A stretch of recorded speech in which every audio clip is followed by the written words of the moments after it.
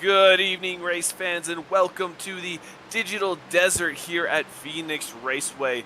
This is Carl Pooler up in the booth, as always, joined by Billy Martin and Robert Moyer up in the booth. We have 120 laps around this tri-oval 1 miler, and this is going to be exciting, Billy. The last couple races we've covered have been full of excitement and maybe a little controversy with some cautions and wrecks. So tonight is going to be one for the season. I feel a lot of tension is ramping up, and these drivers are feeling the pressure. Yes, it's going to be a great action packed night here at the Phoenix Raceway for Underdog Racing. Oh man, tires, fuel, pit road speeding penalties. Uh, Coming off the dog leg or going into the dog leg is going to be just exciting racing. And watching these guys in practice tonight was just having some problems getting to pit road. So they're spinning out, and a couple of good drivers are talking about how tight their car is, but then in one section, it becomes loose. So it's a really loosey, tighty kind of car feeling tonight here at Phoenix for the Underdog Racing guys. And definitely, these cars are all over the place. And as usual, the Underdog Racing League is brought to you by Ultimate Siding and Gutters LLC. Our customers say we're the best in the business. We specialize in residential and commercial construction, and we've been in business for over 15 years. We only use the best materials and are dedicated to completing each project in a timely manner. There's nothing more important than having a house to call a home. Ultimate Siding and Gutters LLC. And as we get ready for this race here at Phoenix, it is definitely one of the more oddly shaped tracks that really any of the NASCAR circuits kind of run. You can see there with the aerial, you can see pit exit there, and that tri-oval's not exactly in the center of the track. With the reconfiguration that Phoenix underwent a couple of years ago, they moved that start-finish line to right outside of turn 4, right before that tri-oval, and we see there the 5 of Jason Flinzer diving down into that dog leg. That yellow line is not out of bounds. You can run that if you want. But as Billy has mentioned before, these cars have been really loose, really tight, but running that dog leg upsets your car with the transition between the track surface and that apron. Yeah, you could use your tires once you hit that apron, so it's going to knock a lot of your tires down as well if you run that underneath that yellow or white line. That will impact your car. From losing grip. So this track is going to be greasy. It's going to be slick, and a lot of these drivers in practice are having a lot of problems. But Finzer holding his big. He's got the fastest lap right now, currently. And all eyes are going to be on Jason Fensler tonight. He had a really rough going last week, not really finishing very well, 5 laps down, caught in a wreck later on. And bonus though, was able to make a pass in points on Cedric Hunter into second, but he is still 71 points back. And as we're looking at it now, the leader himself, Mark Whitley, in the 6th car, he's down there mired in the 6th position. We were talking with him last week, Billy, and he was excited for this track. Wonder where that speed is right now. Yeah, trying to figure it out. He's been practicing and trying to make a good line here. So maybe I don't know. Maybe he's just running out of tires, or need to find that right line here, especially at Phoenix. And that right line here is so hard to find because there's so many of them. We've seen drivers really, especially after the start finish line, cut that dog leg and make it as short as possible. They get right up against that inside wall. Other drivers will maybe try and use the track surface, save their tires. The drivers themselves were complaining about the dog leg feeling really greasy. I know the dust can accumulate there and a lot of debris can accumulate there. It's going to be fun to watch the race go on and see how the rest of the cars and the pack handles and keeps that dog leg clean for the entrance of turn 1. You also have to get that lined up, and if you don't do that, there's a car on your outside, you are causing a mess for yourself and possibly the rest of the field. So tonight, qualifying is going to be a key part to this racetrack. You want to be up front to get out of the way of the back of the field to avoid some carnage that may or may not happen here tonight. So that's very important to get a good qualifying in here tonight. And then moving forward uh, with this track and the slick conditions, I think we're in for a great race tonight. And as mentioned before, we have had a couple of caution-filled races between Dover, another 1 mile track, and Pocono, the 2.5 mile tricky triangle. It was definitely tricky last week for all the drivers out there, and this track looks to be doing roughly the same thing. It can be hard to pass in this track, on this track surface, but some of these cars, as we're seeing, we saw the 52 of David Buell get really loose out there. A couple of corners, he was able to keep it collected, but that is not going to help his qualified chances. So a lot of these guys tight in, loose off is going to be really, really difficult for these drivers to keep a handle on those cars and keep them straight throughout the race. We're looking at Robert Rader. He is hitting the qualifying mark here. He's going to come up and take his first lap and see what he could get going here and what position he could get. A lot of qualifiers already have qualified, so we're about halfway through the field with these guys going around getting their fastest lap. And Robert Rader finished second last week, had a really great showing. He was really looking forward to this track as well. An interesting fact about Robert Rader last week, he had the fastest average lap time, beating out the leader Mark Whitley by nearly a quarter of a second.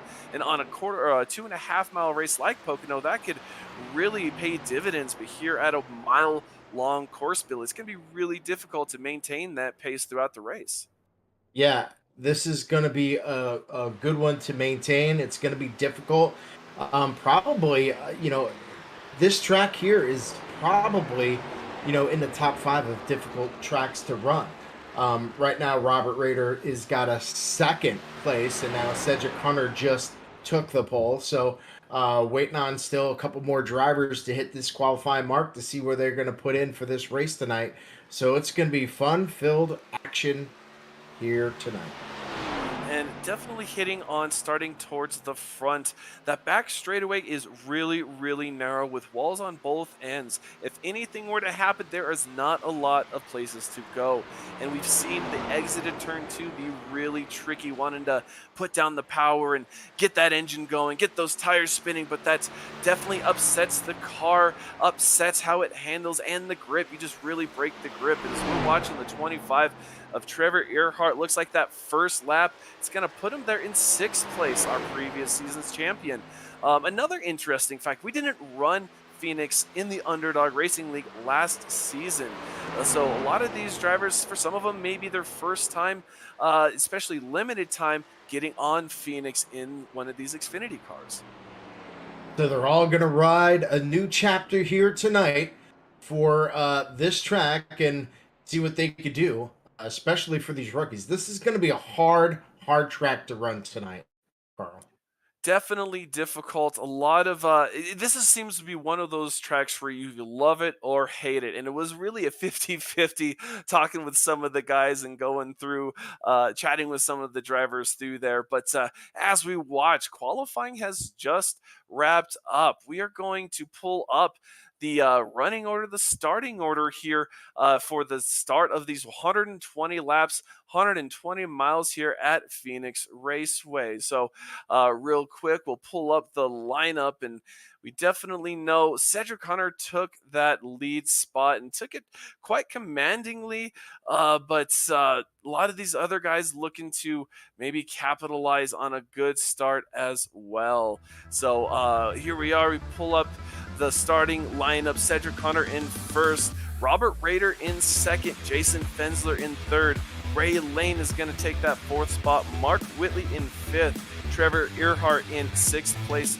Blake Cook in 7th, Grant Thorpe running the 8th position, the 24 of Nick Alves in 9th, and wrapping up the top 10 is the number 9 of Justice Murphy.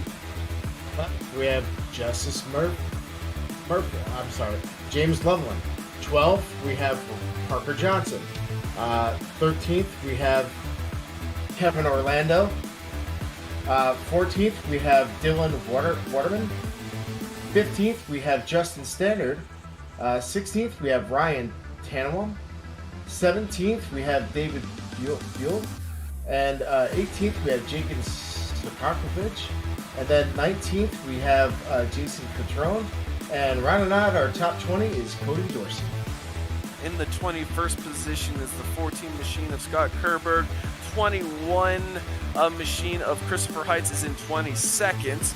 And Douglas Walcott, a relatively newcomer to the league in 23rd. He did not put down a qualified time. So that'll rub up the field here at Phoenix. So already jumping out at me are big three, arguably, of Cedric Hunter, Jason Fensler, Mark Whitley, all in the top 5, and they are all going to be starting on that inside line.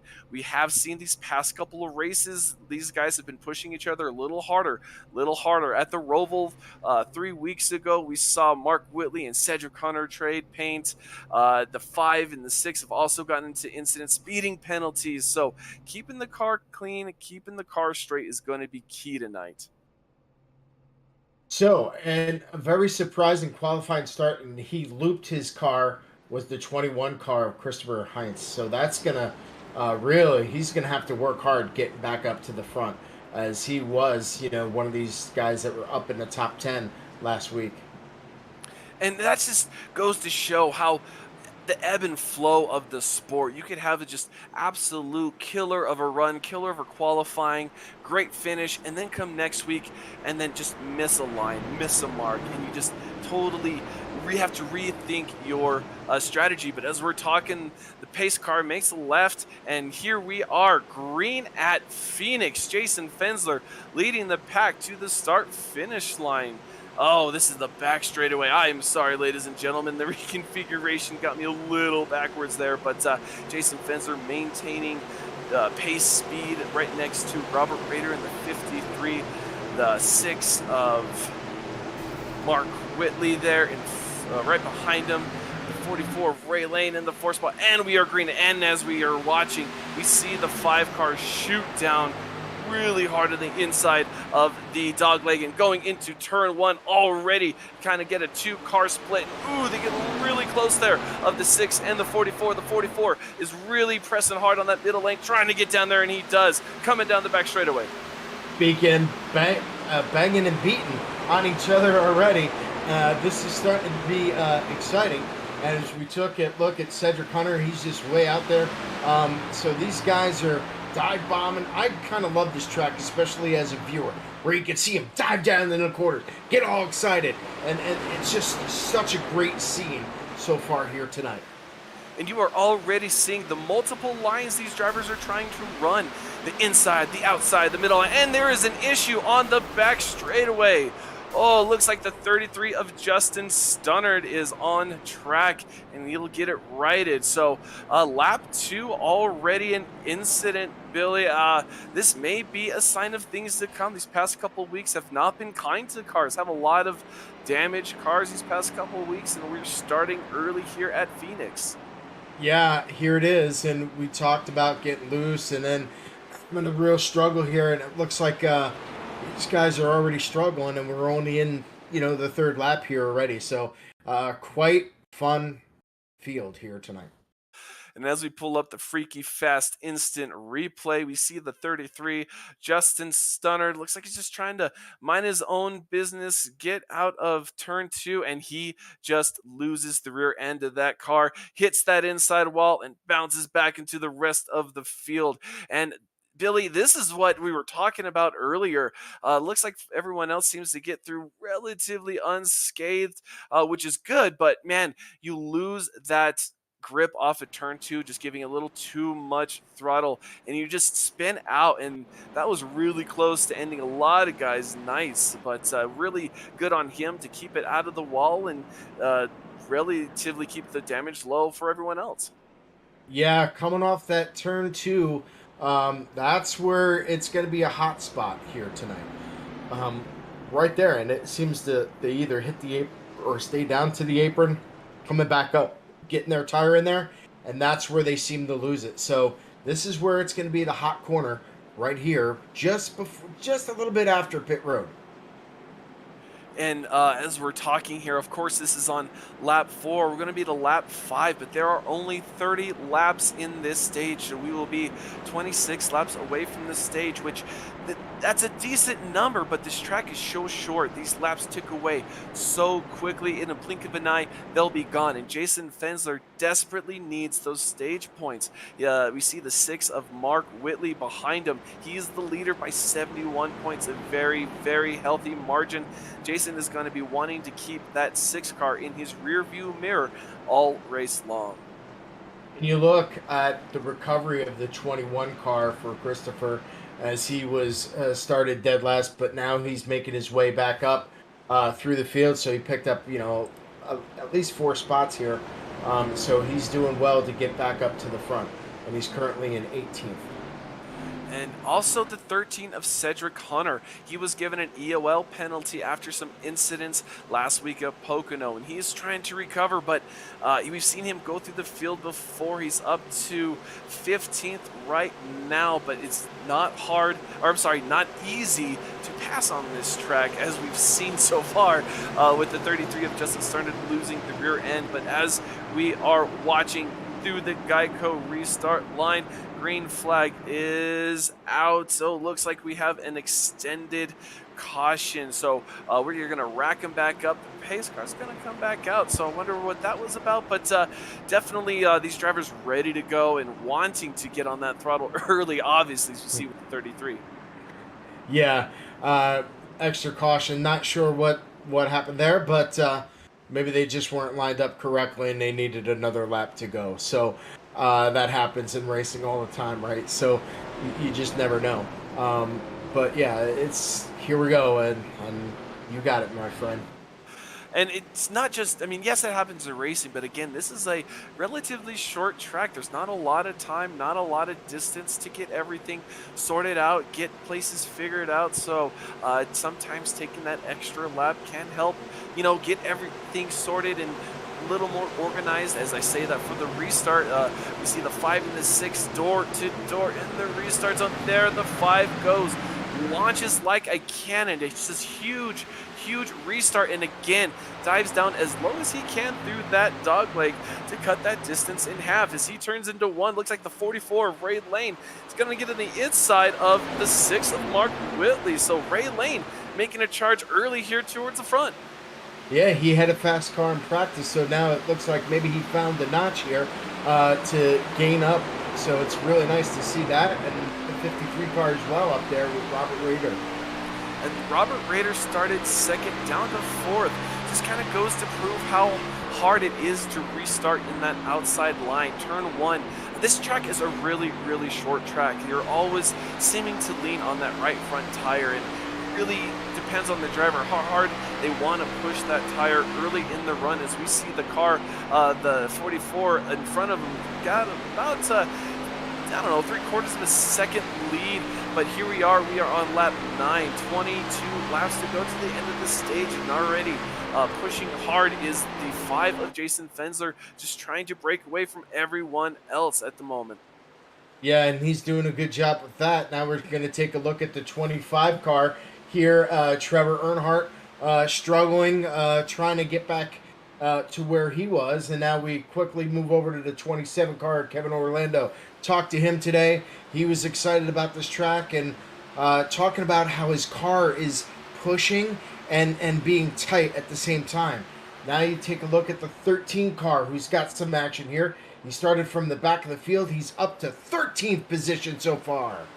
And what a great move for Cedric. He's there third in points. He's only 9 points behind Jason Fensler, so there's a lot of racing to go. He doesn't want to let Jason get too far ahead of him. But talking about Trevor Earnhardt, last year's champion, he's had a little bit of a rough go. He's lost a spot in the points. James Loveland is in front of him now, but only by about 11 points. So Trevor Earnhardt looking to try and gain back some of that mojo he had last season and maybe turn it around here at Phoenix with a good finish and a decent amount of stage points. Yeah, so I mean that's what you need to do, right? You need to recover, keep doing what you're doing, make your progress, get your points of what you need, and then once you get your points that you need, that's going to help you throughout the season. So he's just got to be patient. He can get up there and making the best of it. And then the 38 of James Catrone. He finished third last week, and he was kind of surprised with the late race chaos. He was able to capitalize and march his way. He was also looking forward to this track. He enjoys this track very much, and he's doing not too bad, just sitting around, driving around the track and just maintaining speed. As you see the 13 right in front of him, so that'll put him in 13th as Cedric Hunter moves up to 12th. Making his way through the field, Cedric Hunter is on a mission to get back up there for the race lead. And James Loveland, he had a little bit of a rough go of that first caution. Honestly, he's qualified 11th. He's down there in 17th. Had a decent run last week. In fact, that run last week moved him up a couple of spots into tied, honestly, into the 4th spot with Ian Baker. About 150 points back of the leader, but definitely can make that change and make it turn it around. But he just needs to get up in the field, get into the top 10, get those bonus points in that first stage, which we are halfway through. We are already halfway through the first stage of 30 laps. We are on lap 15. So already these laps ticking by. It was a great view seeing James in there in the car doing the in-car and showing you, how you drive in here. But he's got a battle with the 84 machine hanging out there with Corey Dorsey as they're battling for position. And as that battle kind of concludes there, James Loveland making the pass. Cody Dorsey actually had a decent run last week in Pocono. He wants to keep that momentum going. He did get caught up later on, so wants to kind of change his luck around.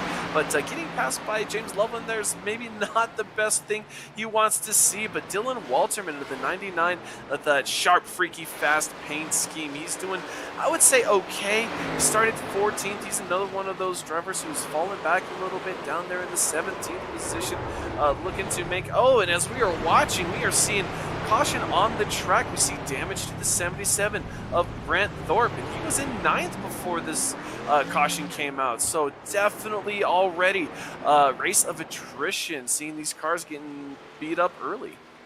Yeah, Grant Thorpe, great guy. Talked to him last week, and he's very optimistic about this season. He says he's going to do his best to try to get up and get into that top 5, and he's going to try to quest for a run at the championship. And we are going to see what happened to Grant there. We see him trying to go to the inside of Justice Murphy. And it just looks like he just got caught up in someone else's mess. The 9 of Justice Murphy gets into the 4 of Blake Cook, and it just sends the 77 around and into the corner. But it's really, really great wheel manning that car, keeping it out of the wall and not getting any more damage than he has to. He may be able to get away without using that fast repair. So good for Grant. He was a winner last season at the Nashville Super Speedway, so he has the speed, he has the talent. He has not had the luck so far this season, though.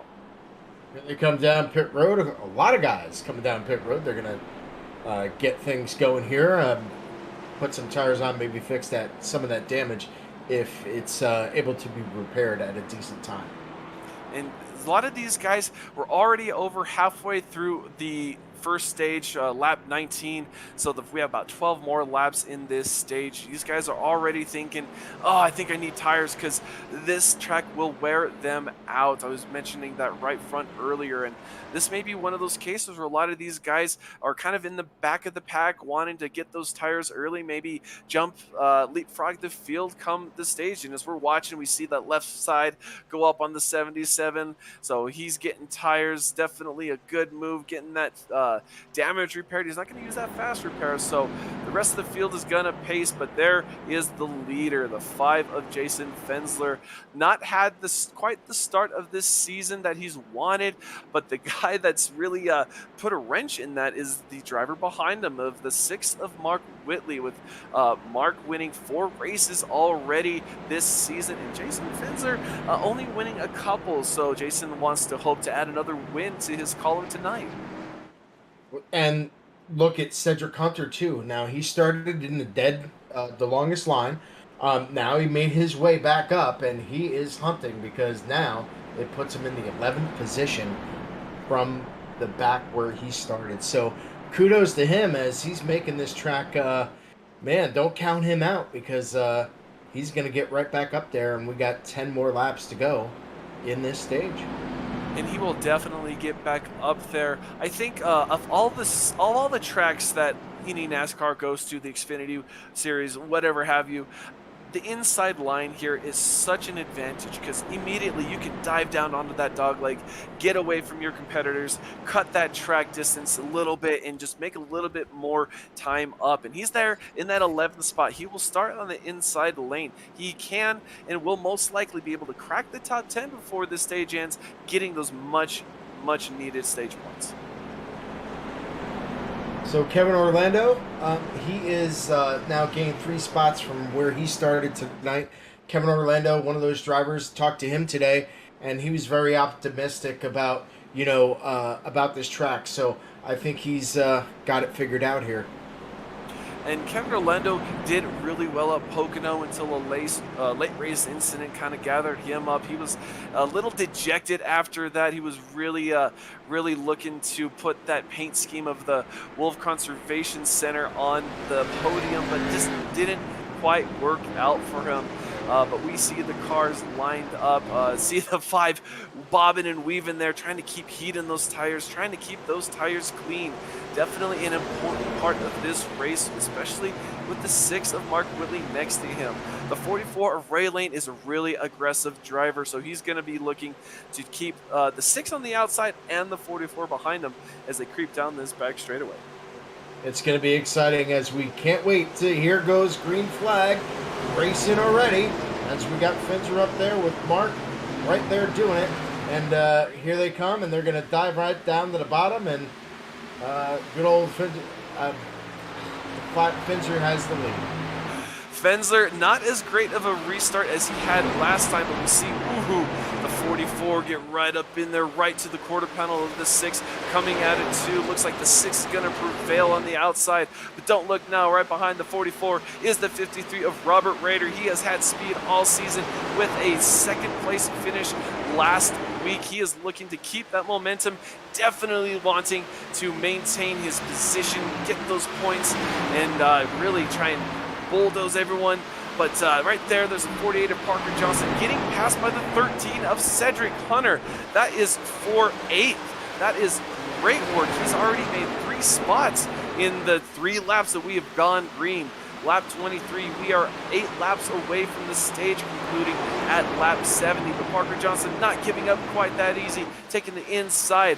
Blake Cook caught in that incident with Justice Murphy earlier. It just looks like he's got a little damage there, but not too bad. He's still able to move on and go. But it's falling back relatively quickly. Lost a few spots already on this restart. Exciting is... It's starting to become more exciting as these guys come off. They dive down to the bottom and come up to the top, and just seeing it and good clean racing right now, But remember, some of these guys got some great tires here, so they're able to push their car a little better as we take a look at the 56 machine of James Loveland trying to get up there, trying to move up. And these guys are just now starting to get more and more excited about the racing. Oh, and look at the 9 of Justice Murphy. He's really using all of the track. He's been getting down on that apron, which can be really, really dangerous. That apron is absolutely flat and definitely not wanting to keep the grip in the tires, but he's making it work. He's taking that really low line, not really letting anyone underneath him. Till right now, he slides up a little bit, exits the corner a little low, but we see the 13 there behind him dip low on that apron. So a lot of these drivers utilizing, I would say, 110% of the track surface right now. Yeah, absolutely. Here goes Cedric Hunter. He's going to try to make that move, and he's got it. He's got it over the 9 car as he moves forward here again at Phoenix. So he's just trying to gain his positions back, and man, this racing has been really exciting here tonight. And that was for position, the 7th position. So we see the 99 of Dylan Walterman. He's actually balanced out. He's in 14th. He qualified 14th. We said his name quite a bit last week at Pocono. He seems to be a kind of a longer track runner, definitely one of those drivers who likes the speed, can manipulate the draft, but so is the 38 of James Cutrone. He has started to move up a little bit as well, started 19th, is now currently 12th, so some of these drivers moving towards the front as we see the stage coming to an end here in about 3 laps. Lap 30 is the stage 1 end, so this is going to get dicey as a lot of these drivers are going to be looking to finish with points in this stage, starting with the 10th position.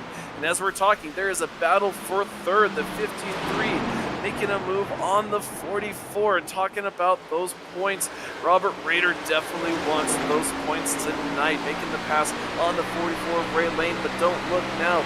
Our previous season's champion right behind him. We are on the rear bumper. Can we see how close these cars are running next to each other? This is fantastic racing. We are on lap 30. So 1 lap away on this stage already. Billy, I can't believe it's gone this fast. Yeah, it's going pretty quick here. Short track here as we come around and to lap 30. Wow, just explosive racing in the back and seeing these boys do battle here in Phoenix. And look at that, our champion from last year. He's making his moves up to the front, and now we got a battle with the 13 machine as he's trying to move to gain another position here. And there is the cross, lap 31. Will he be able to make this pass before the caution comes out? Because that's what we're waiting on.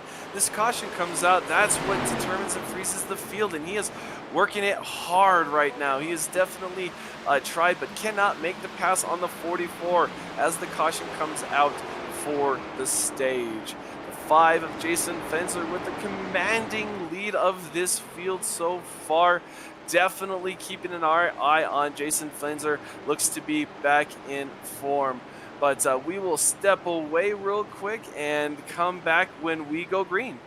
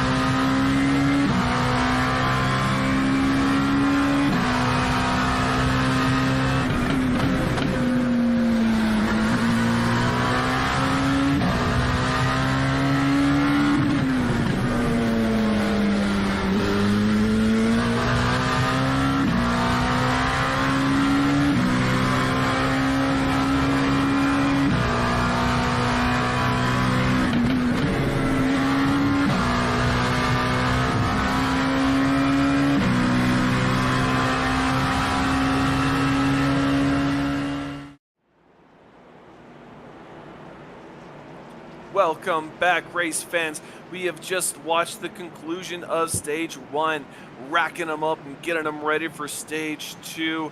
But don't forget that this is always brought to you by ButtKicker.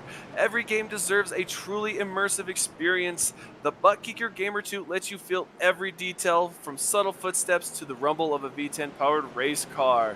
By moving a physical mass instead of only air like a traditional speaker, the Gamer 2 will provide an instant, accurate, powerful bass response. Use the discount code FreakyFest20 for 20% off your entire order. And as we are watching this pack come down that dangerous and precarious back straightaway, getting ready for the restart, these guys have not let anything get away from them. We see the 13 of Cedric Hunter there, the outside third row. He has had to recover and has recovered nicely from an EOL penalty. And here we go, the 5 once again shot out of a cannon down through the dogleg into turn 1. We are side by side behind him with the 6 of Mark Whitley on the inside, the 53 of Robert Rader, the 25 Trevor Earhart, 44 Ray Lane, 13 to Cedric Hunter, all under a blanket right now as we see Robert Rader finally make a move on the 6. The 6 back into third right now. Robert Rader as high as he's ever been in this race so far. We can only hope he holds on to it. Yeah, his machine looking pretty fast here tonight, as he's doing a great job after rebounding. Had a couple of problems this week, but there's Mark there trying to do the challenge, and now we take a look at the 44 and the 13 trying to do battle there, and it looks like the 13 car moves around. He'll get his position. That's another position for our man Cedric Hunter. You know, one thing I've noticed about the 13 of Cedric Hunter is he can make passes on the high side. That tends to be very, very difficult. He has the speed, he has the consistency to run that high line and be able to make it work. As we're running on board with the 24 of Nick Alves. Alves running in 7th, steadily in the top 10, qualified 9. He sees that car, the 44 Ray Lane, in front of him. Ray Lane qualified about 4th, has really battled in the top 5 all race long, but starts to fade just a little bit. Some of the faster cars in front of him, such as Trevor Earhart, Cedric Hunter, making these passes, and a lot of these guys just trying to survive. We saw the chaos that ensued in the first stage with the 2 cautions for incident, but here we go. James Loveland has a run on the 38 of Catrone, but has to get out of it. Catrone blocks that outside line.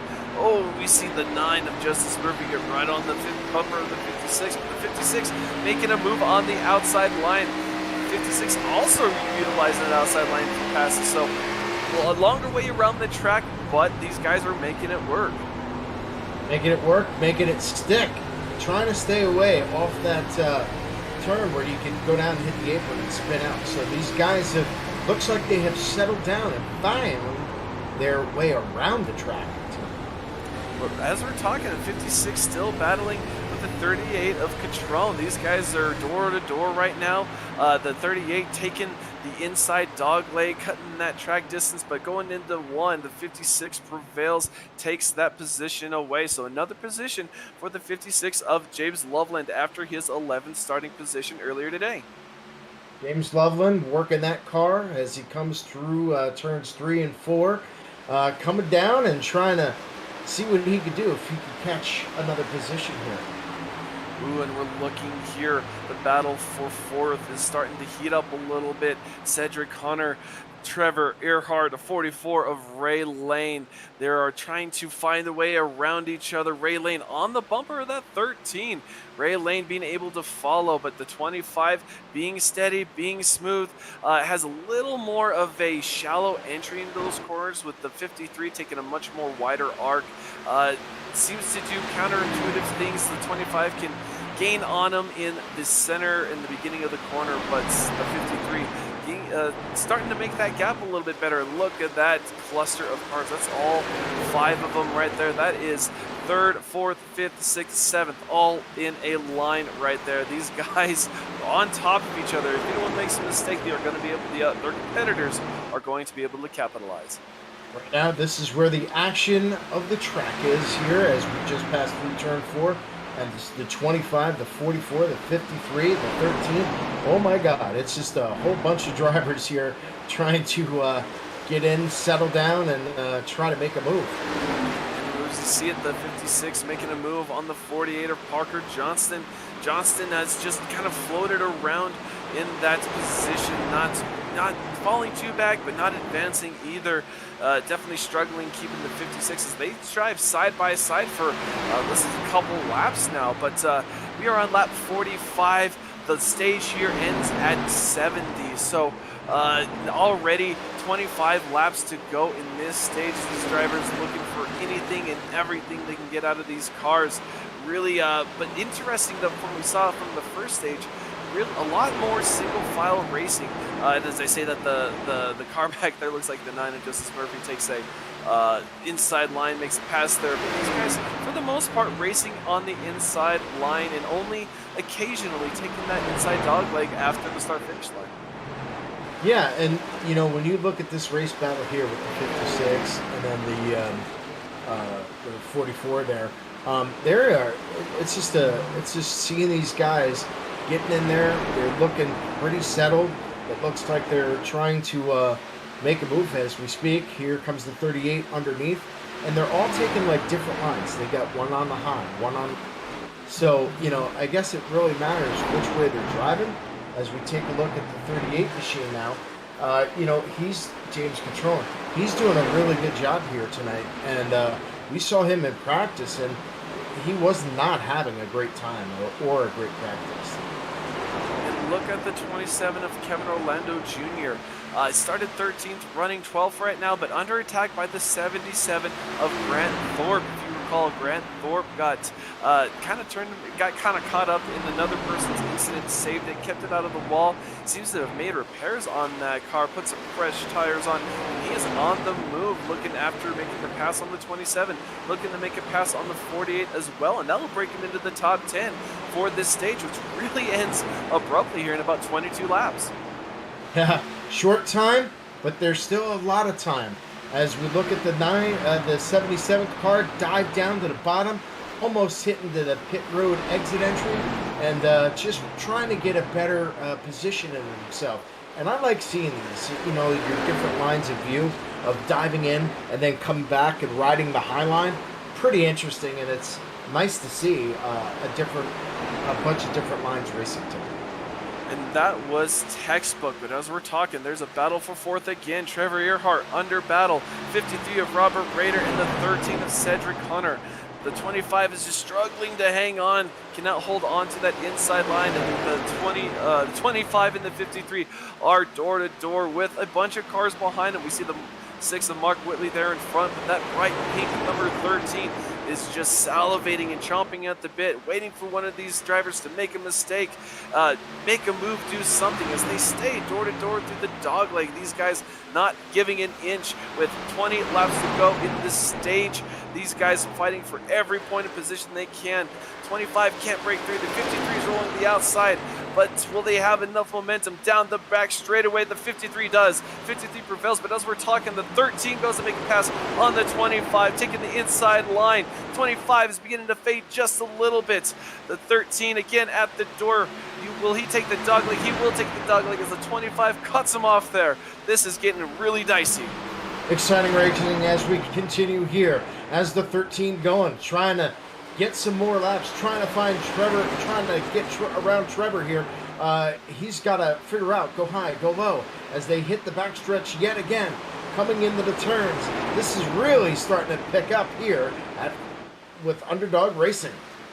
And the only driver right now that can enjoy himself is Jason Benzler. Jason has pulled himself out to over a 2-second lead of this field. You just barely saw him there going into turn 1. You see him way off there in the distance. But this battle seems to calm down just a little bit. Robert Rader taking the position away from Trevor Earhart. The 13, though, just scouting the 25, looking for a weak spot, waiting for a run. He might have overcooked those tires a little bit trying to fight, but coming out of 4, definitely he may be having a mirror full of the 44 of Ray Lane. Ray Lane looking to make a move here. So none of these guys content with their running, looking for an extra edge to get him around the guy in front of him as we ride along here of the 44. We see how in line they are.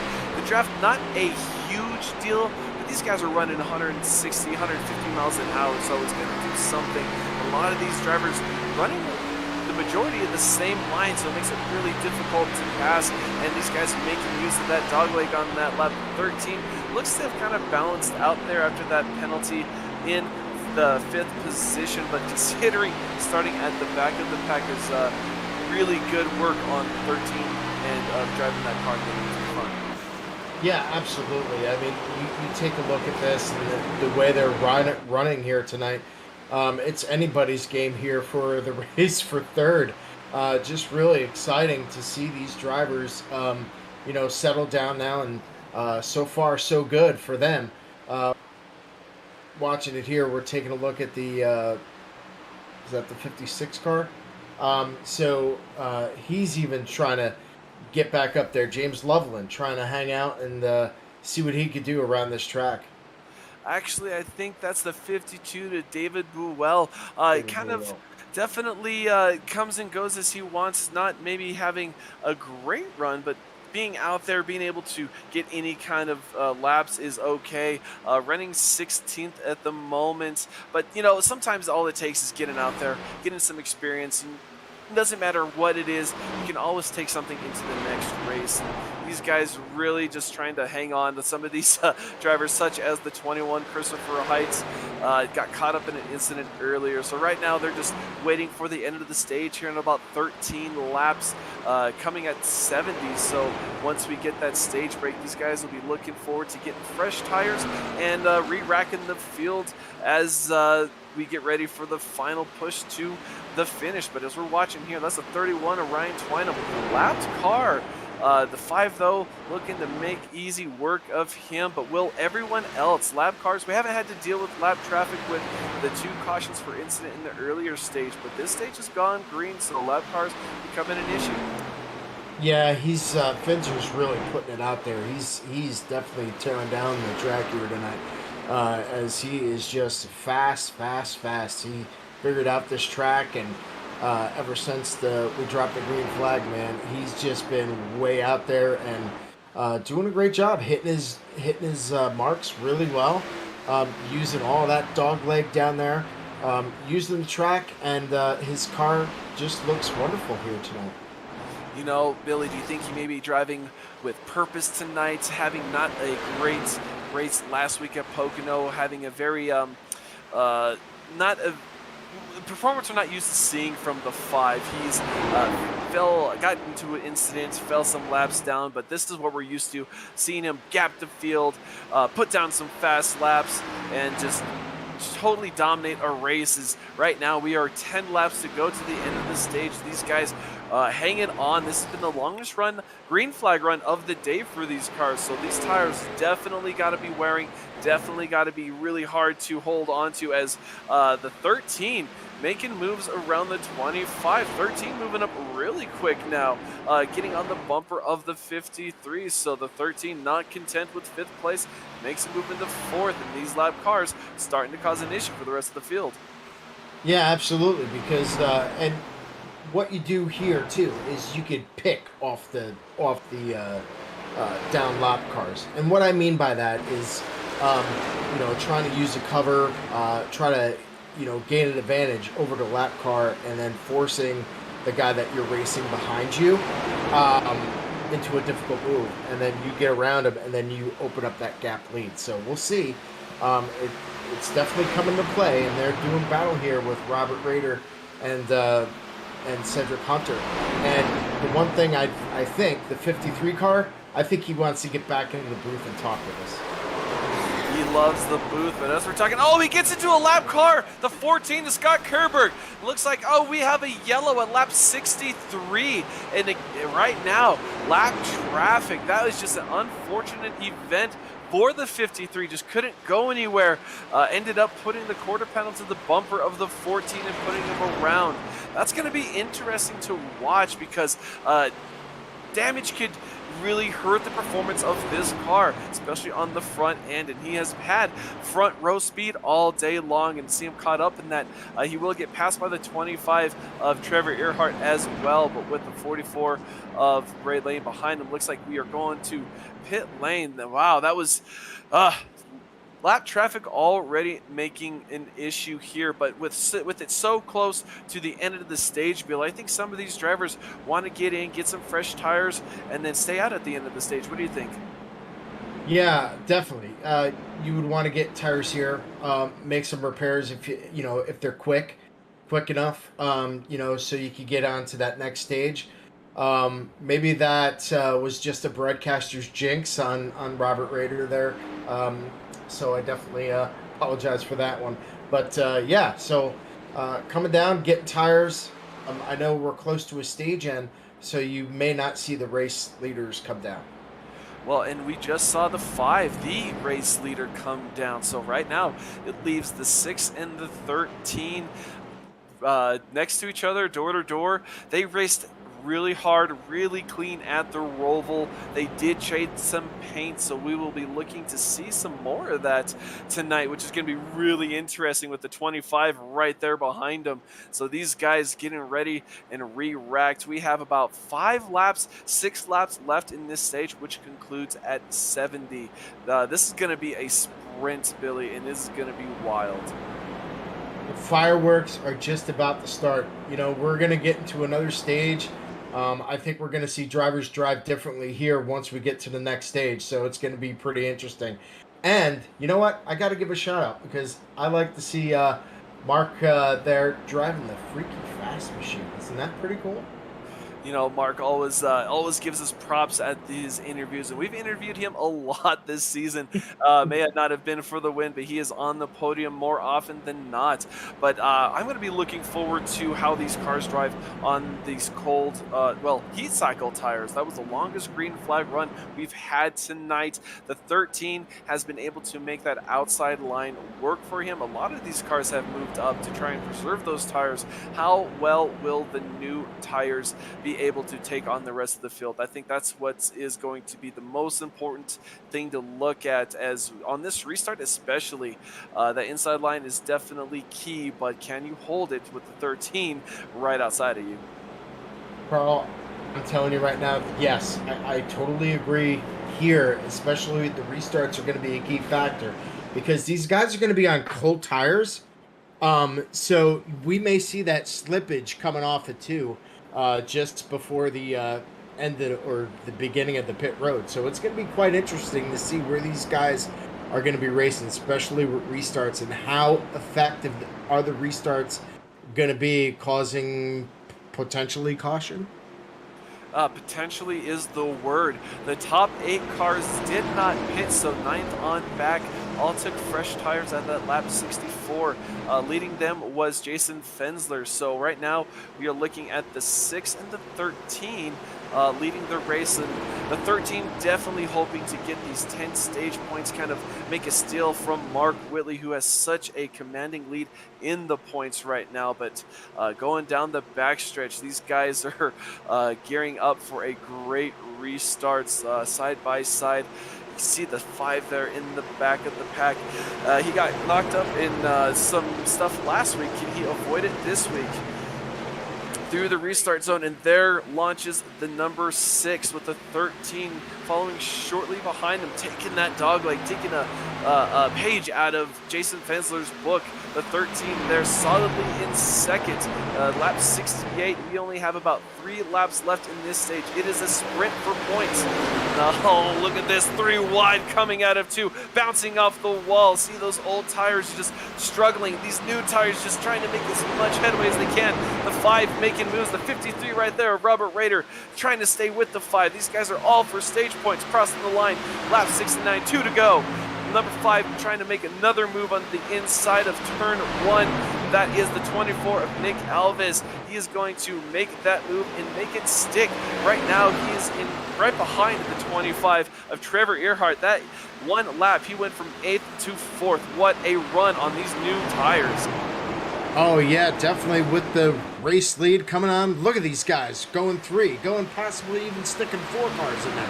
As they go dive bombing down in the front. Fencer trying to hopefully take deep breaths as he's trying to survive with the potential of a problem that could happen here. But yeah, there he goes. He's making his move. And look at this. He's on his way right back up to the front. and he is there, the 53, trying to make it 3 wide, going into 3, coming out of 4. This is for the stage win. 5 and 53 next to each other. Here we are. They are door to door into 1. All we need now is the caution to fly, and there it is. Oh, wow. Look at that. Oh, we have some contact as the caution wave flies. I think that was between the 13 and the 6. What just happened? That was incredible. Wow. I mean, that was just, here it is. They should have been slowing down, and I don't know, man. Carnage right there. So let's take a look at it. Now we're going to look at, as the caution flies for stage, mind you, these guys are trying to get it kind of rared down. We see, it looks like the 99 of Dylan Walterman on the inside. Pretty decent entry. Ooh, almost looks like the 6 tried to come down and cut the nose off the 13. Sent the 6 around. The 13 tried to save it. We have the 9 of Justice Murphy right behind him. And can he save it? Oh, with inches to spare. The 9 gets through. Oh, here comes the 44. Doesn't look like any contact there either. I don't know if any of those cars actually contacted the wall. That was great driving on both parties to keep their cars and fenders straight and ready to go. The only saving grace that I would say these guys have is they need new tires anyway, and they are coming down to get them. But as they go and get their service, we are going to take a quick break and be right back.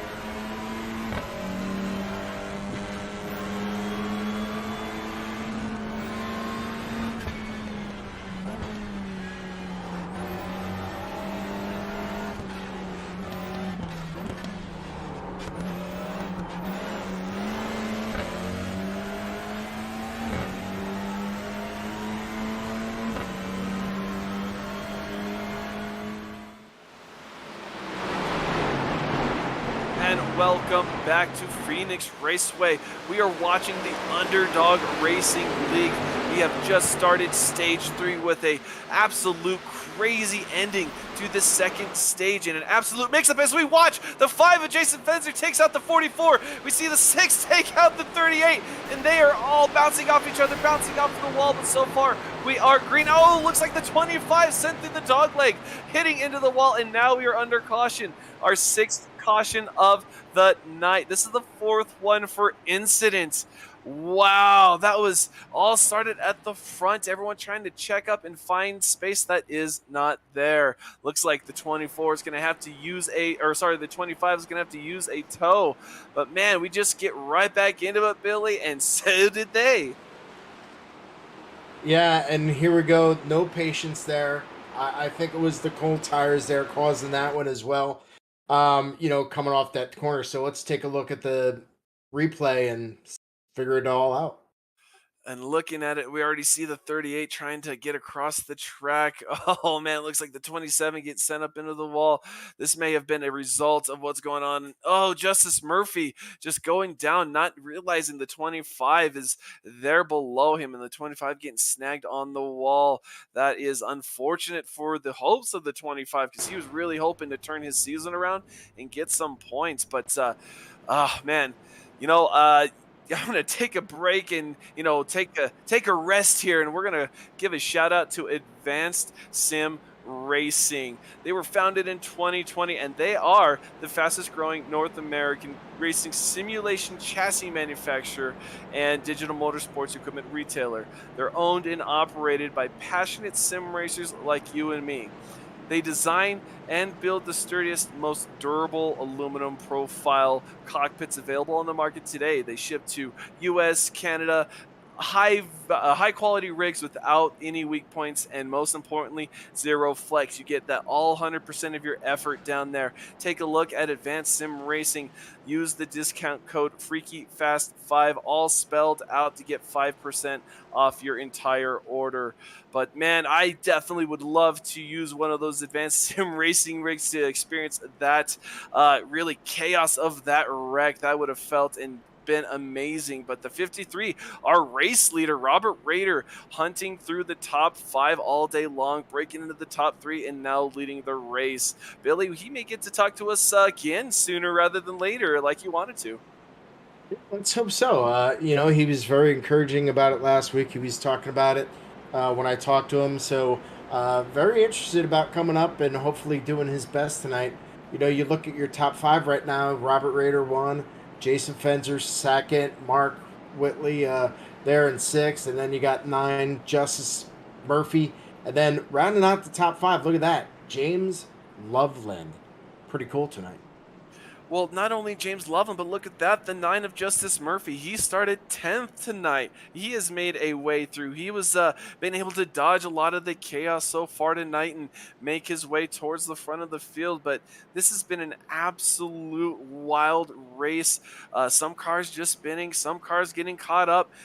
Even a caution under caution we saw as the caution was flying for stage 2, and that the 13 and the 6 got mixed up together. So none of these guys really giving any room even under the caution.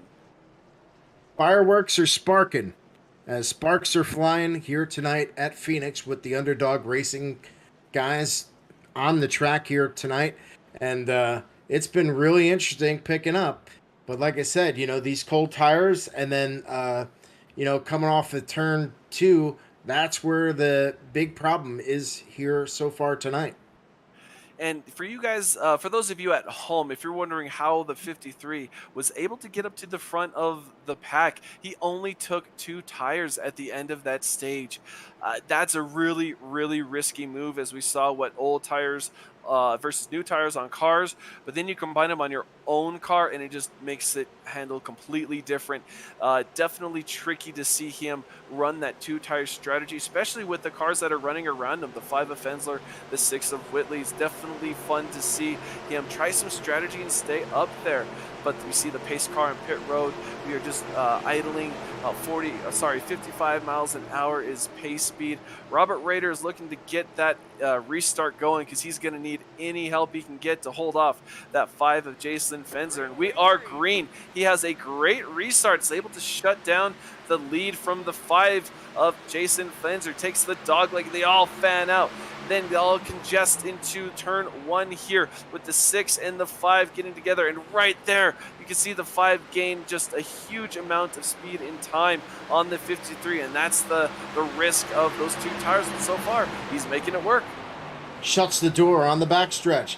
Raider trying to keep that line, but there is Fenzer right on the bottom as he comes around to the start-finish line. Now they're going to dive into turn 1.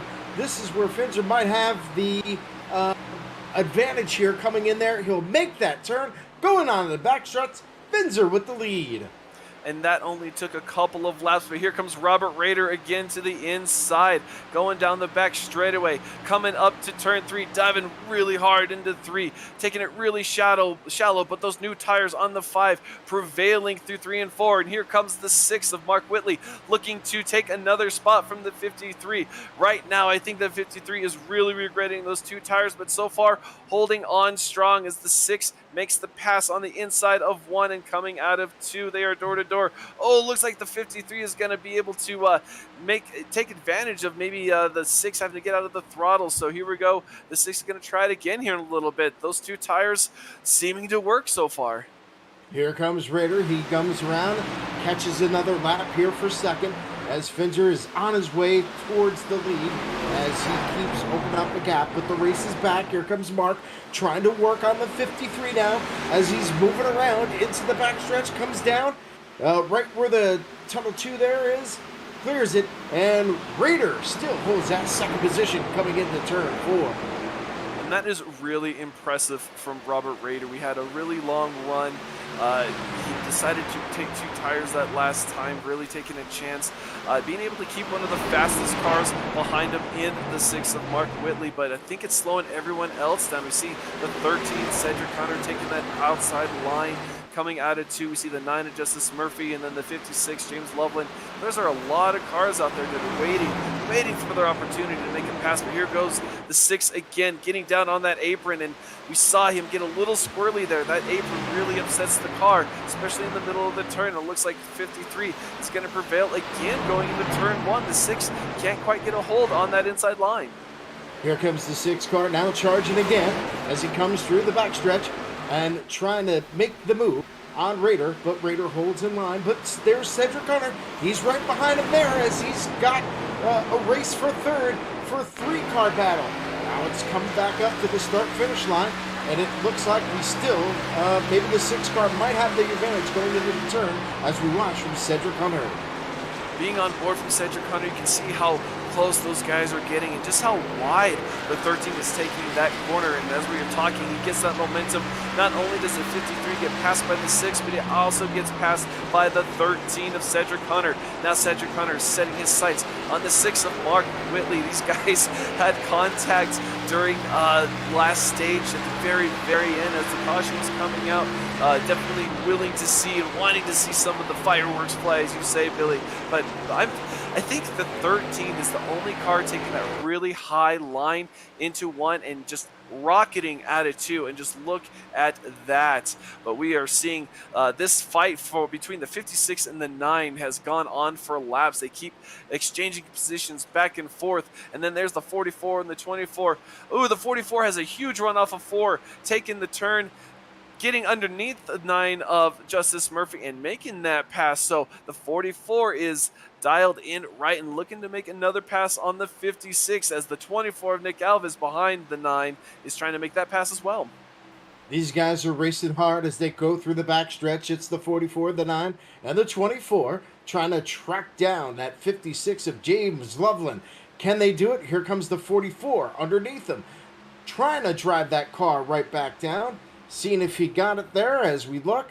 And coming into that turn 1, now the 24 takes the advantage, but also catching up to Robert Raider. Look at this. So we've got more coming down to that backstretch as the 44 does the battle with the 56 of James Loveland.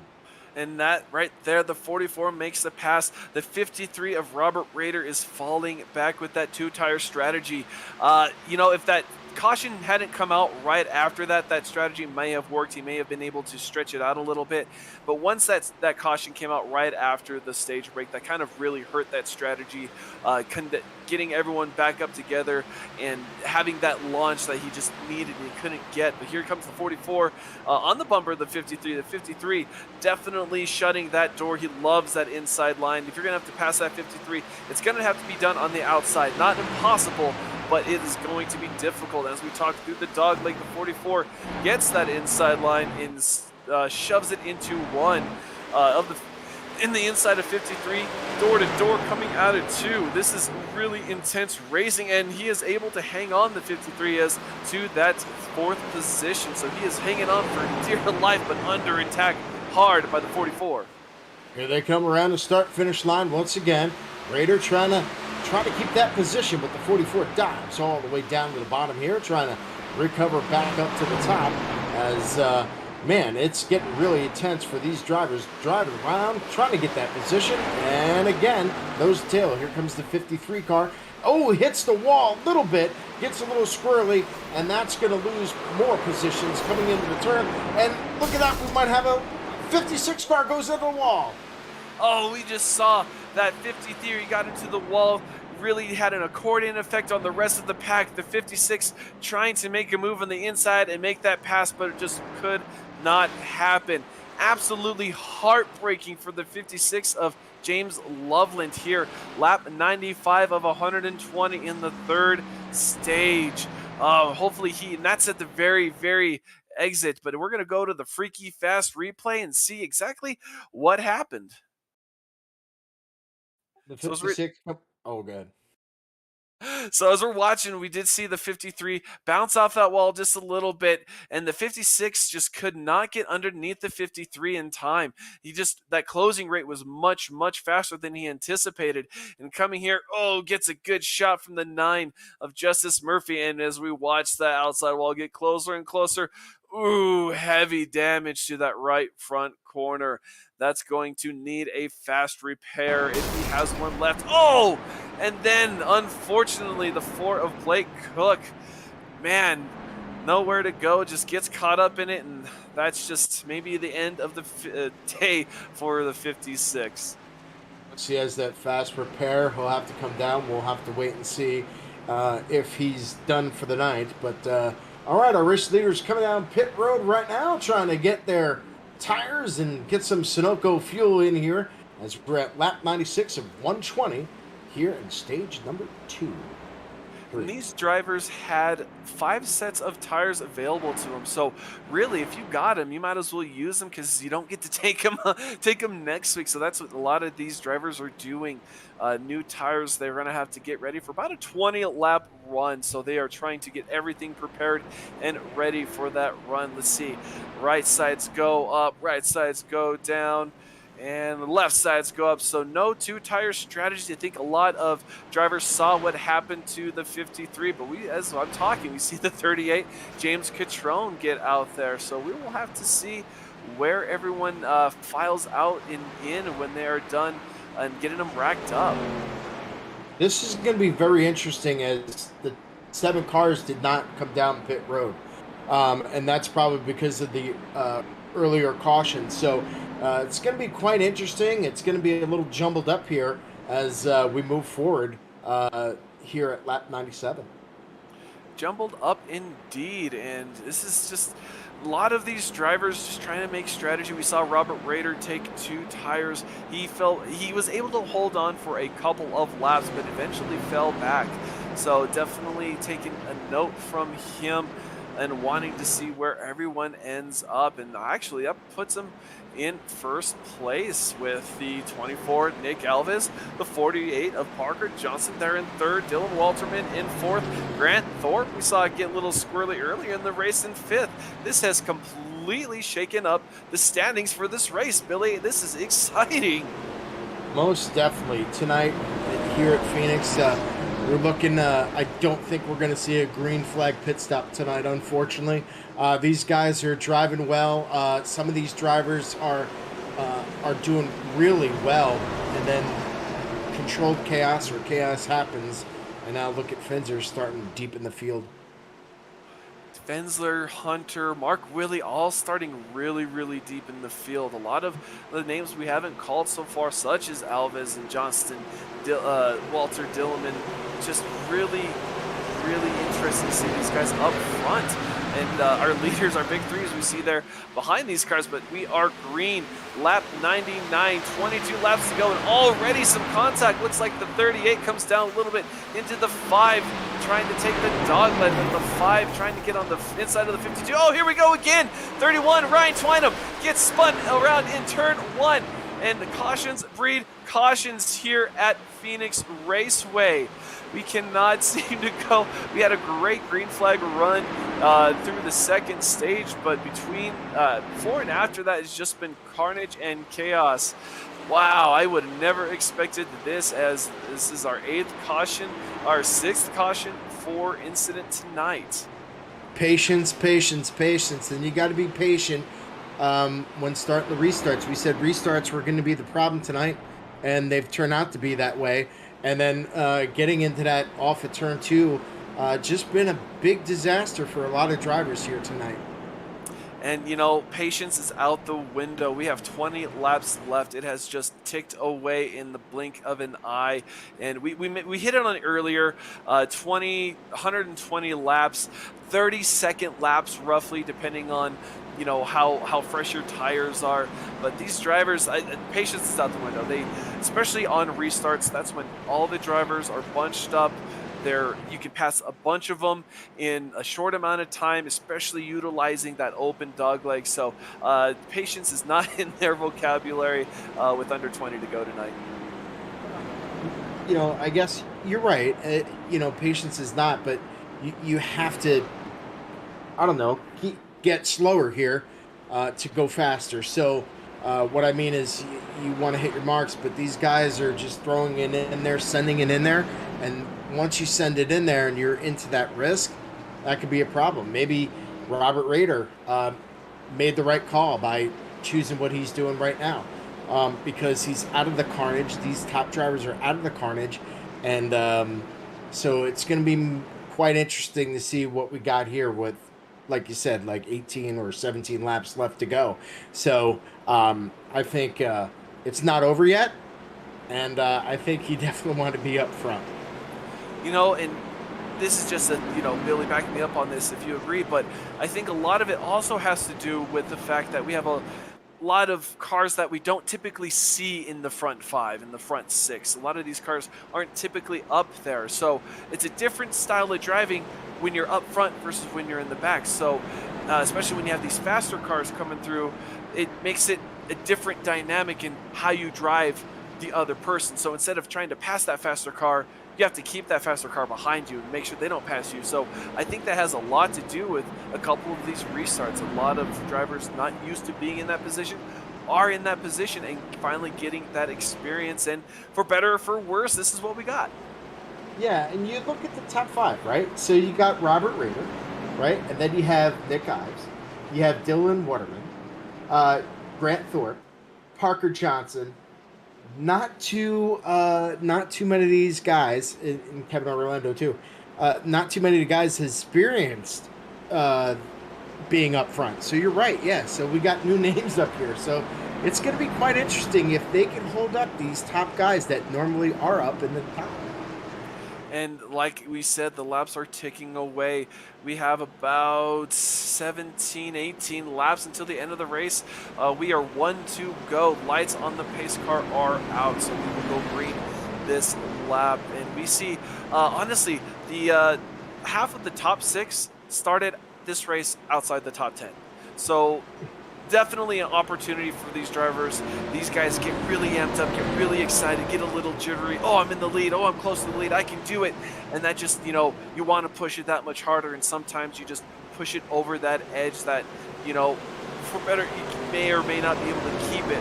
But looking at these guys, you see the 5 and the 6 again, starting 7th and 8th. These guys chomping at the bit, wanting to pass a lot of these guys as well. But 53 of Robert Rader, he's been in the front as well. I think of all the drivers, he's probably best suited for this, especially being there on that inside line.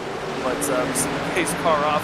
We are rolling through turn 4, and we are off. Robert Rader gets a great restart, and so does Jason Fenzer. That outside line not getting off as they wanted to. But the 5 taking that dog leg, taking it 3 wide, it looks like, into turn 1 with the 48 of Parker Johnson right there. Man, that 5 is not scared of anything, and he will take it 3 wide, and right there's a 6-2. Oh man, this is getting wild with 17 laps to go in the race. These guys racing for it all. Racing hard as they come to the start-finish line, and they are doing a well of a job trying to keep it 3 wide. Sometimes maybe sticking in there 4 wide once they dive down. So things are starting to get really heated up here in this race as they head back down through the backstretch and trying to keep that position. So far, it's been pretty quiet up front as we have Robert Rader leading here in Phoenix.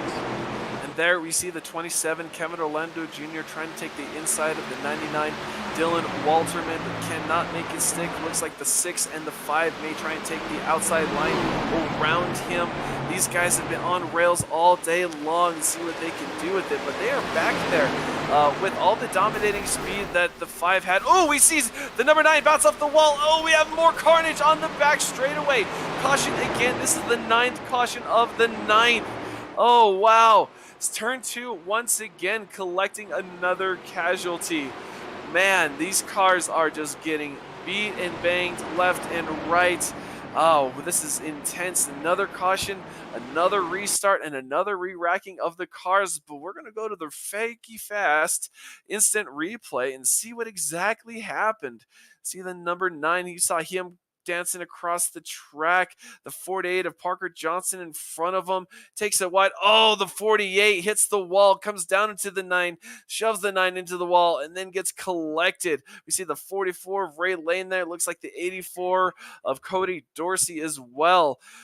Oh man, I don't know who else has a straight fender on any of these cars tonight.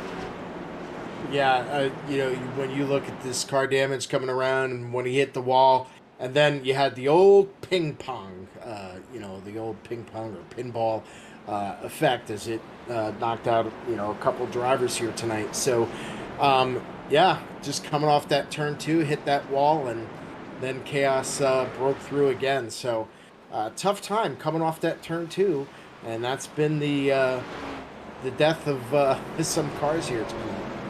And it's really interesting. We mentioned earlier the drivers were worried a little bit about the dog leg, how greasy that was, how slick the whole track is.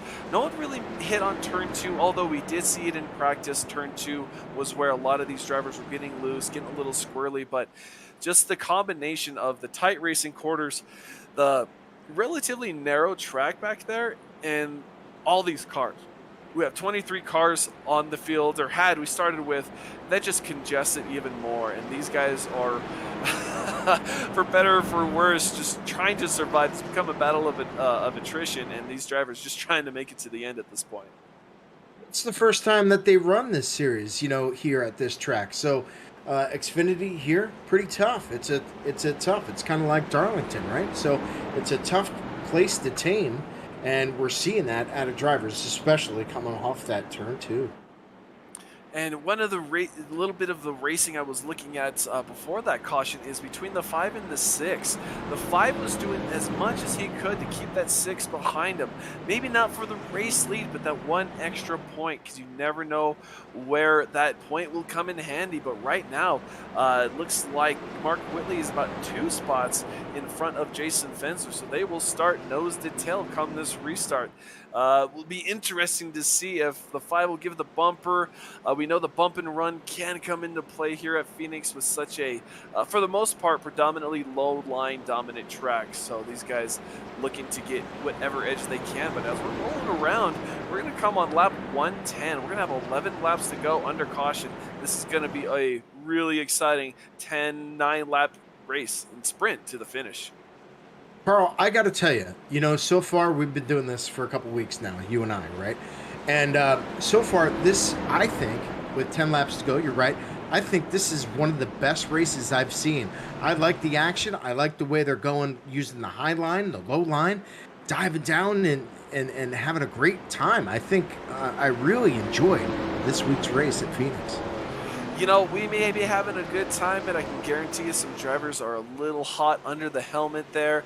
Definitely wanting to maybe get this race to end even faster. But I agree with you, Billy. This has been some really fun and action-packed racing here on Freaky Fast Broadcasting. Really fun to watch and share with all of you at home. Don't forget to hit that like button, hit the subscribe. You will never miss a race whenever we go live with our virtual racing here. But here we are again, 53 with the inside line, the 24, Nick Alva's on the outside, and we are away. The 53 launches on the beginning of the restart zone, crosses the start finish line, dives down into the dogleg, and we are off again at lap 111 with 10 to go here. Diving into one, maybe three wide there. We see the 5. Oh, look at that. Right up next to the bumper of Mark Whitley. These guys going for it all. Mark Whitley slides in front of the 27, hits the wall a little bit, has to get out of the throttle, bunches them up just a tad, and they are taking the outside line going into 3. The Mark Whitley trying to get to the bumper of the 99, maybe make a move through the dogleg. We are going through the dogleg. Here we are, the 6. Oh, just can't make the move, but going into 1, we see the 27 slide up the track. Oh, that's going to be close there. Woo, these guys, not giving an inch, and here we are, congested again. There's the 77 to Grant Thorpe. Grant Thorpe just fighting to stay alive, trying to keep that position. There goes the 6 car. He has spun. He's taken some cars with him as well. He and a bunch of others, but it looks like he straightens it out. No caution. Wow. That was spectacular wheelmanship by the 6 of Mark Whitley, not only to keep it straight and keep us green, but yes, he may have taken a little car with him, but not as big. But it looks like the 77 might have got into the wall, getting passed by the 27 of Kevin Orlando Jr. But look at that bright pink car of Cedric Hunter, the number 13, started at the end of this pack, looking to march his way forward. We are 7 to go here at Phoenix, going into 1. Sparks flying. We're having a great time. Here comes Cedric Hunter, but the 27 right underneath him again. He's going to try to come in for position, but Mark holds it high going on the backstretch. Man, these are going great with these races here coming to the conclusion with 7 to go. And here we are crossing the line, 6 to go. Cedric Hunter in 4th, trying to recover from that EOL penalty at the beginning of the race, but there may not be enough track left. There is a lot of racing to go. Robert Rader leading this thing. Nick Alves in 2nd. Dylan Walterman in 3rd. Cedric Hunter trying to chase Dylan down, but will he have enough time to catch the leaders? There is about a 2.25 second gap between the top 2 leaders and the 3rd and 4th drivers. We are at 5 to go here at Phoenix. A lot of racing still here to go. Coming through the backstretch, here he comes, and there is the 13 machine of Cedric Hunter trying to make another position as he's got a couple car lengths to make up to get up in that other position for him here tonight, trying to chase down the 99. Can he get him? Looks like he just passed him, so trying to get in there, and Cedric Hunter now trying to work his way to catch Nick. With 4 to go, the 13 has about a 1.5 second gap to make up if he wants to win this race. Definitely looking for that, and he's gaining ever so slightly, but as we see back there, the 25 of Trevor Earhart trying to make it past Kevin Orlando Jr. Trevor Earhart was actually caught up in an incident not too long ago, had to use a tow, but here he is getting back on the lead lap and running in 5th at the moment. So great drive and recovery from Trevor Earhart tonight. He's doing a well job. He's fighting to the end after being in incidents, and now he's making his way up in the 5th position. Great job by him. And all these drivers in the top 5 doing a really good job tonight as the race leaders that normally are up there are struggling tonight. Oh, except Cedric Hunter, he's trying to make a move on the 24 for second place. Going into one, we are 2 to go here at the Underdog Racing League. And 13, Cedric Hunter's going to make that move coming out of 2. He's going to make the pass. And here we are coming up on 1 to go. Can the 13 have enough tire here, enough speed to catch the 53 of Robert Rader? And there it is, the white flag, the freaky fast white flag. One lap to go here at Phoenix Raceway. Coming down to the end, and it's Robert Rader. How about that guy? Dog definitely here tonight as he comes around through the back stretch. He's got to do this one more last time, and this is going to be the final time. Back down to the stretch into 3 and 4. And coming out of 4, the 13 hot on his heels, but he will take the checkered flag. Robert Rader wins here at Phoenix Raceway for the Underdog Racing League. We get to talk to Robert Rader twice, back to back, Billy, and we all know how much he loves to talk to us up here, and he's going to be able to talk to us as a winner here for the Underdog Racing League. Cedric Hunter comes in second. Nick Ives with the third. So we'll see these guys in. And I'm so excited for Robert Rader getting the big victory here tonight at Phoenix. He well deserves it, especially save the Wolves. And we will definitely know that 53 will be excited to watch this burnout. I know he's been wanting to do this for a long, long time. And there it is, the donuts, the Robert Rader, the 53 winner here after 120 laps of carnage at Phoenix Raceway. The 53 takes the checkered flag. What a great moment to share with Robert as he burns it down going back this front stretch. But we will be able to talk to Robert here in a little bit. We have the top 3 drivers, top 3 finishers coming back to talk to us. And after we let him do his celebration, we will be right back and talk with him about his win. I can't wait.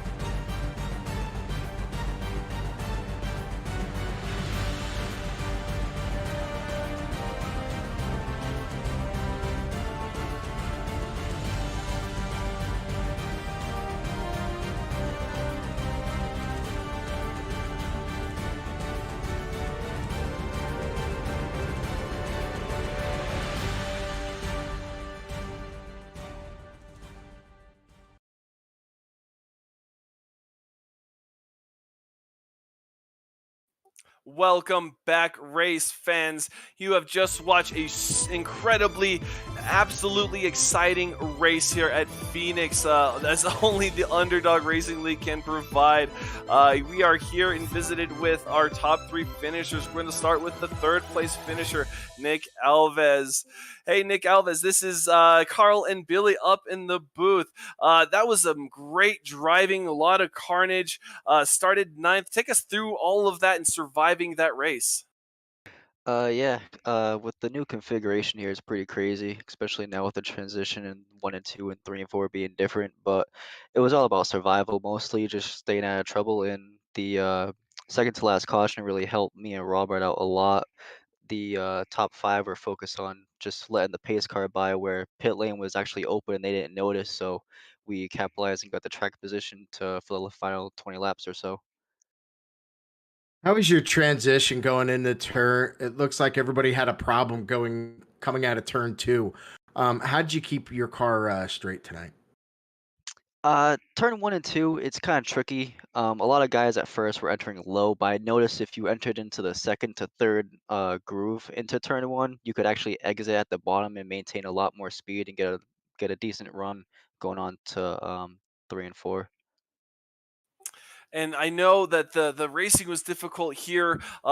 Battle really just survival, like you said, trying to keep your nose clean. This Kansas coming up next week. What do you have in store for us next week? Can you repeat your third place finish? I hope so, but we got a lot of fast guys in this league, and Kansas is just another one of those like momentum tracks. You just gotta be in there at the end and hope for the best. Definitely. Well, congratulations on that third place finish. Anyone you want to make a shout out to tonight? Yeah, firstly, want to say thanks to my sponsor, Coastal Financial, also to my team, F5 Motorsports, Parker, James, and Trevor. They all do a great job. We all work really well together. Well, good job. Congratulations. Look forward to seeing you next week. Thanks, guys. Have a nice night.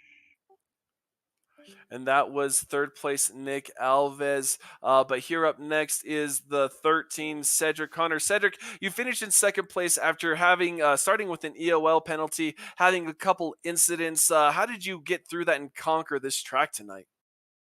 Uh, got really lucky, I guess, and had decent pace. Unfortunately, just about everything that could go wrong did go wrong tonight. Got really lucky of I guess the guys in the middle of the field having that little uh, moment. I guess I think with about like 6 or 7 to go, which kind of allowed me to pass them all on the high side. And yeah, just crazy to think that I was in 18th with like 10 laps to go, and then finished in second. And there wasn't a caution or anything that came out, so. Uh, got really, really unlucky, I think, multiple times throughout that race and last week as well. But thankfully, the last 10 laps kind of redeemed it, and we brought home second, which is great. How are you able to, a lot of drivers had problems coming off of two. How did you run to, and what was your strategy going into that? So just doing. I've never actually ran on this iteration of Phoenix, so it was kind of a learning curve coming into it. Did a couple laps, like a 10 lap run of practice. Realized that these things are just wicked tight, especially as you burn off the right front. It just kept getting progressively worse. So coming into the race, I dialed the rear brake bias, dialed that back a little bit, and in hopes to try and save the right front as well as burn off the right rear to. If I can get loose off the corner and get that extra little bit of rotation, hopefully gives me the upper hand. And I think you saw that from throughout most of the race tonight. I think I was one of the only guys I was able to run up against the wall in 1 and 2, and kind of found some speed in the second half of the race up there. We did notice that, and that was really interesting. But Cedric, we're going into Kansas next week. You're have a bit of a hole to dig out of in points. Do you plan? Do you think you can maybe make a dent in those points next week to Kansas? Possibly, it'll be quite interesting. I think that we've only been to Homestead for a mile and a half of this in this league so far. So, and in that race, Fensler was just on another level. So, I kind of expect the same thing. Um, going to Kansas, and as always, it'll be a learning curve. I haven't ran laps in this car at that track in years. So, and I know obviously that they've changed recently the grip levels and so we might see some multi groove racing. I'm crossing my fingers that we do. Uh, but it should be interesting. Hopefully, I can come out there and get a little bit, cut the gap a little bit. But I mean, I guess if I'm not mistaken, they have a playoff system in this league, so I'm not too worried about trying to finish the regular season off in the lead. As long as I can stay in the playoffs, I think I can give myself a fighting chance to win the championship. Definitely would be fun to watch as the playoffs heat up. Cedric, anyone you want to give a shout out to tonight? Yeah, absolutely. I want to give a huge shout out to all the drivers out here, league admins, owners, all that stuff that put these races on. I want to thank you guys for doing the broadcast. I want to thank all the fans out there for tuning in, as well as I want to thank my race team, Category 5 Esports, for I guess supporting me and and doing everything that they do. We have Road to Pro starting tomorrow, so super excited about that. Hopefully, we can go into Daytona and and get ourselves a good finish and then start the season off on the right foot. Definitely looking forward to that, Cedric. Congratulations on your second place. You have a good night, sir. I appreciate it, man. Thank you. And that was the 13 of Cedric Hunter. But right now, let's get to the part we're all waiting for, the winner of Phoenix, Robert Rader. This is Carl and Billy in the booth. Take us going through that run, all the wrecks, but especially that 2-tire call later on in that stage 3. How did you come up with that and make that work? Well, first of all, I told you I'd be here, so glad to see you guys. Man, what a fun race. First of all, before we get into anything else, I have to apologize to Mark Whitley and getting into him there in stage 1. Unfortunately, he was able to bounce right back from it, so that makes it not too bad. But man, so it was a wild race. I didn't actually take 2 tires at the end there. We pit with 3 to go there at the end of the stage, and I didn't actually think that new tires were going to make so much of a difference that we'd be able to get back to the front before the stage was over with only 3 laps, but we did. And then I didn't want to give up the opportunity to have a late pit stop and come down and put fresh tires on it, so I actually took fuel only there and just stayed on the older tires to keep track position. And then the cautions just kind of worked out for us after that.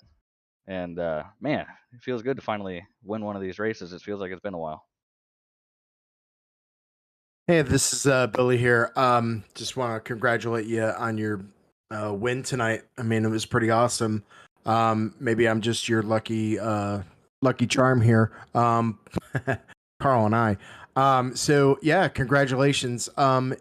Going into turn 2 was big problems here tonight for most of the drivers. How were you able to avoid that tonight? Well, a lot of heads up driving from the guys I was around, really. I think that one restart there, I got to Kevin's right rear quarter panel on the exit of turn 2. And I thought for sure if I didn't back out, I was going to get killed there, and stayed in it anyway. And we all made it. I know some guys weren't as fortunate as I was in some of those circumstances, but it really just takes everybody with their head on a swivel there. You can fan out 4 or 5 wide through there, and everything just pinches up real bad on corner exits. So it's more about the guys around you than it is what you're doing. And definitely interesting to watch that all play out. You've had a really strong couple of weeks, Robert. Next week is Kansas. Can we see and expect to talk to you next week, a 3rd time in a row? Yeah, I think so. Kansas is a great racetrack for me. It's a fun racetrack. I think you're going to see a lot of guys step up into that next competitive level at Kansas. It's just one of those tracks that can equalize things out a bit. So, we should have a lot of guys who are capable of winning that race, which will make it fun. But, Kansas is a home track for me, and just one of the places I look forward to going to every season that it's on the schedule. So, certainly looking forward to it, and should be fast. Well, I can tell you we are definitely looking forward to that, Robert. Before we let you go, anyone you want to give a shout out to? Wife and kids, my buddy Sean, he likes to watch the races. Need to give a shout out to NewYorkWolf.org, who I put on the car again because I was a little bit upset that we didn't get the win last week and had a shot at it. So put them back on the car again just for the heck of it. Got it in victory lane this time. So NewYorkWolf.org, totally awesome place. Wolf Conservation Center. They teach people about wolves and their relationship to the environment and the human role in protecting the future of wolves. So just totally awesome organization there, and really stoked to get them in victory lane. Well, we are stoked to have you, Robert. You congratulations on your race win. Go ahead and go celebrate. Will do, guys. You have any champagne? Not this time, but maybe next week. All right. Appreciate it, guys. Thanks for the broadcast. No problem. Take it easy.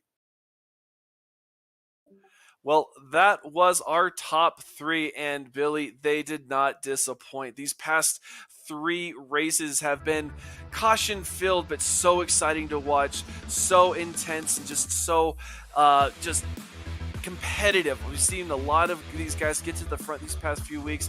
I cannot wait for Kansas next week. Kansas is going to be a fun track. fast track too. So and you could run both high and low there. So it's going to be quite interesting. Lot of different drivers up at the top 10 tonight, which is really amazing. After the sadness of some of the guys getting involved in some incidents here at the end here. And definitely interesting top 10. We'll bring up the lineup here because we cannot wait to go over that top 10. A huge mix-up, but of course, Robert Rader winning the race, Cedric Hunter finishing second, Nick Alves taking that final podium position, Trevor Earhart, great recovery after a late race incident in fourth, Dylan Walterman in fifth, Kevin Orlando Jr. there in sixth, Brent Thorpe in seventh, Jason Fensler down in eighth. Did not expect that. Ray Lane ninth, and then James Controde rounding out the top 10. I gotta say, another car that is really interesting to see is Mark Whitley finishing down there in 11th. Really crazy to see how that ended for him. Parker Johnston, we mentioned his name towards the end of that run, and he just could not make it work, finishing down there in 14th. Cody Dorsey, interesting run, started 20th, but finishing 12th. That's, considering good mid-speed pack. So all these other guys just not making the cut. A lot of carnage here at Phoenix. So definitely interesting racing. Hope to see you all at Kansas next week. So with that, I will send it to our producer, and that is so long until next week from Carl and Billy. Robert, take it away. All right. Well, thank you, Carl. Thank you, Billy. Thank you, ladies and gentlemen out there tuning in on Facebook and YouTube here at Freaky Fast Broadcasting with Underdog Racing League.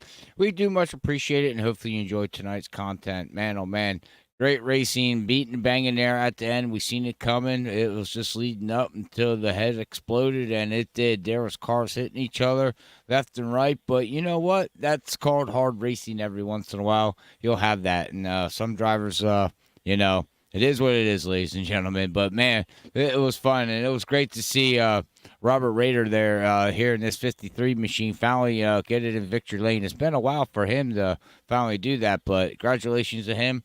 Congratulations to Cedric Hunter and Nick Alves there in the number 24, bringing it home third. Great run for him. He doesn't get much of a shout-out. He's season's been up and down, and finally he gets to bring it home in the podium position here, so congratulations to him. But with that being said, our next televised, you can check it out here on your screen here, ladies and gentlemen, as tomorrow night we'll be with Stars and Stripes at 9:20 with that when we go to Charlotte Motor Speedway.